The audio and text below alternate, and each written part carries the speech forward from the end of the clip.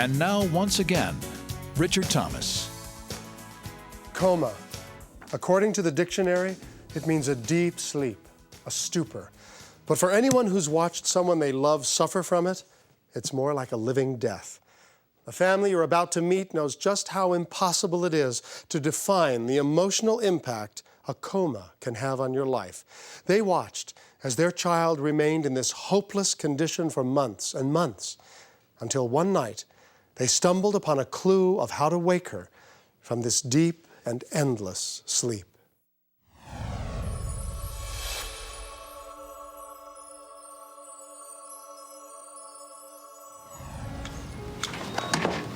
All right, Mom and Dad, I'm going up to the college to pick up Harry. Well, what time will you be back? I'm not sure. I'll give you a call later. On the afternoon of September 14th, 1995, 18-year-old Christina Bartacius left her home in Williamstown, New Jersey, to pick up a friend at a nearby college, but she would never arrive. Just minutes after entering Interstate 295, Christina was involved in a life-threatening accident. Upon receiving news of the accident, her parents, Stan and Joanne Bartacius, rushed to the hospital, where they were escorted to a waiting room. Mr. and Mrs. Bartacius, as you know, Christina's been in a very serious car accident. She had ruptured her spleen, punctured lung, cracked ribs, broken nose. The main thing was that she had 3 hemorrhages in her brain. Why is the chaplain here? He's here for support, sir. I didn't strongly believe that she would die, but the presence of the chaplain, I feared the worst at that point. The next 24 hours are very critical. Right now, I need to get back to her. We stayed in the waiting room for those 24 hours, and then after that, we stayed as long as she was in intensive care. How is she today? Still the same. It wasn't until a week later that Christina finally opened her eyes, but it was a blank stare. Christina was catatonic, and the prognosis was not good. I don't mean to discourage either one of you, but I've seen a lot of cases like this. I don't think she's going to get any better. Christina, baby. At that point, I prayed that God would take her. I did. I said, if this is how it's going to be, not because it's going to be a burden to my wife and I just didn't want her to live like that. I just didn't think she was ever going to really completely come out of it, but still prayed and hoped, but it was heartbreaking. It's a lousy day out. It's good to be inside. As the months passed, Joanne and Stan stayed close by their daughter, even celebrating Halloween and Thanksgiving with her in the hospital. Christina remained in a catatonic state, even when she was finally sent home. It was Christmas, 1995. Christmas was just really another day. We didn't decorate or anything. The family came in the morning and we exchanged gifts, opened the packages, but it just wasn't there. It was empty. Hi, baby. Christina, Daddy's here. Christina continued to show no signs of progress, but her parents refused to give up hope, providing round-the-clock care for her. I get up every morning and it was like the same day every day, just taking care of her like a baby, only she's stiff and she's 120 pounds, you know, and all I would do was pray when my mind was clear, just to give me the strength to go on, you know, to be able to take care of her. A family's prayers are about to be answered in a most unexpected way when It's a Miracle returns.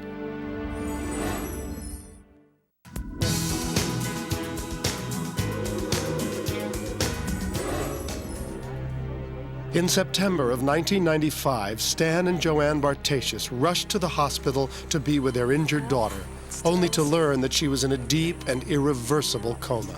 After months in the hospital, they were finally able to bring her home, but she continued to show no signs of improvement. And then, one night, something unusual happened.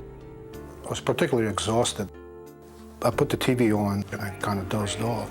When I woke up, the television was airing the life story of Padre Pio. Padre Pio was an Italian priest who lived during the first half of this century. He had received a great deal of notoriety for the bleeding wounds that pierced his palms, feet, and side, the same wounds that Christ had received on the cross. He was also credited with amazing healing powers. Stan learned that a shrine dedicated to Padre Pio's memory was located in Bartow, Pennsylvania, just a short drive from the Bartacius home. So I watched this, and for some unexplained reason that I really don't have an answer for today, I decided to write to the shrine and just ask for prayers for Christina. A short time later, Stan decided to make his own pilgrimage to the shrine to pray for his daughter. During his tour, Stan learned more about the life of this famous priest. Julia Ciccarone is vice president of the center. Thousands and thousands of miraculous healings have been attributed to the prayerful intercession of Padre Pio during his life and also after his life. Many, many scientific studies were done examining the stigmata themselves, and all of the doctors came to the same conclusion that the wounds were supernaturally imposed because they were not surface nor were they superficial wounds. It was just before Padre Pio died that the wounds disappeared, and there was not a scar nor a trace of the wounds left. In our center, we're privileged to have one of the gloves that belonged to Padre Pio, one of the brown woolen gloves that covered the wounds on his hands. Stan requested to see the glove, which is kept in a frame under glass.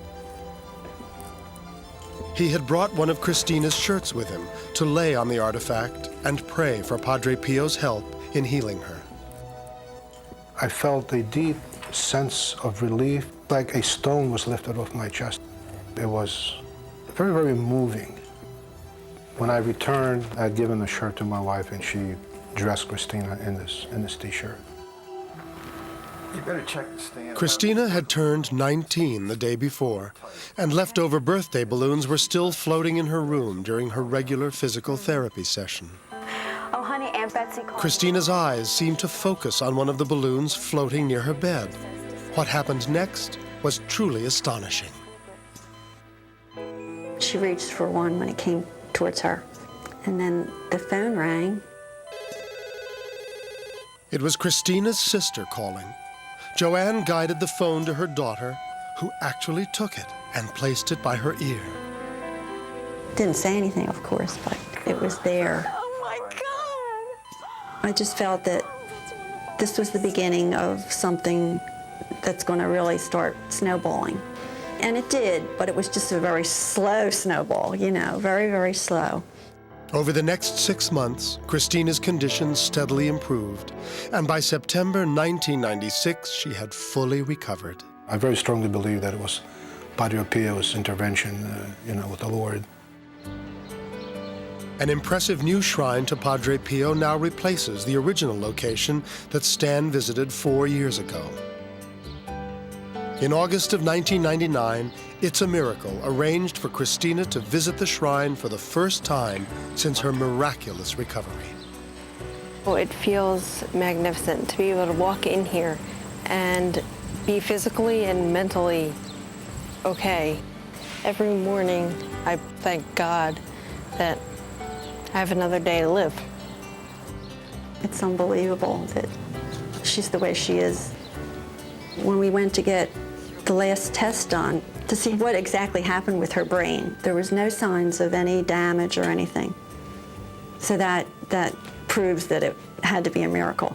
The artist was commissioned from Northern. Even though there were hundreds upon hundreds of people praying for her, I'm so convinced that Padre Pio was the quarterback of all this. He's the one that put it all together, and she is today where she is. That's an amazing story. And whether you believe it or not, it's hard to deny the power that faith and prayer exerts in some people's lives. We wanted to hear more of Christina's side of this story, and so she joins us now from her parents' home in Williamstown, New Jersey. Hi there. Hi, Richard. First of all, do you have any memories at all of that devastating car accident? None whatsoever. I remember nothing, and I thank God for that. And all those months in a coma, any memories there? No, I don't remember anything at all. Nothing. So in a very real sense, as a large portion of your life is missing, how's life treating you these days? It's almost like nothing ever happened. My life I remember just laying in bed and wishing for some sense of normalcy in my life, and I feel that completely now. I have a boyfriend, a job, a car that I drive. Nobody can believe that. And I just feel completely normal. Well, that's terrific, Christina. Your story has been an inspiration for all of us, and I want to thank you for sharing it. Thank you. Thank you, Richard.